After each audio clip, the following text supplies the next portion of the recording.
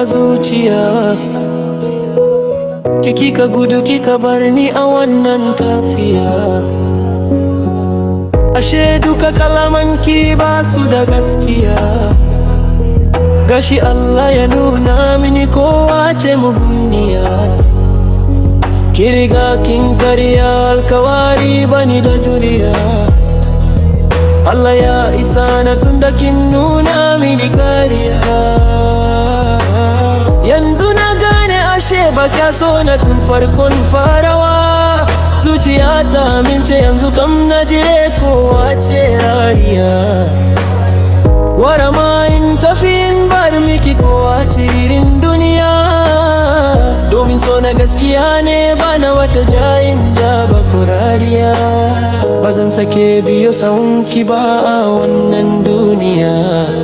Tunda kin nuna mini ashe ba kya so na tun farkon tafiya. Kalamanki sun kasance mini kamar rariya. Basu bar min komai ba sai bacin rai da juriya. Kowace rana na kan kasance cikin tunani da kariya.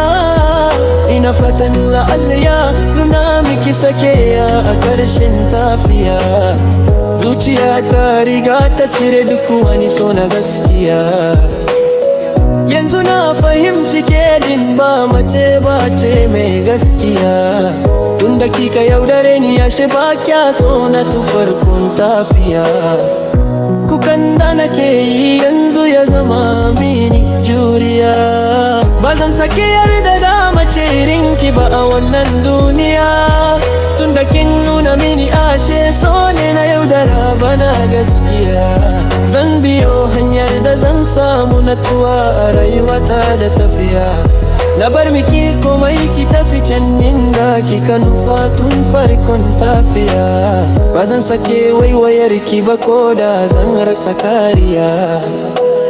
Domin na gane ashe soyayyar ki yaudara ce mai mugunniya. Allah ya isa na ya bani wata mai sona gaskiya. Wacce za ta so ni ba tare da wata yaudara ko rariya.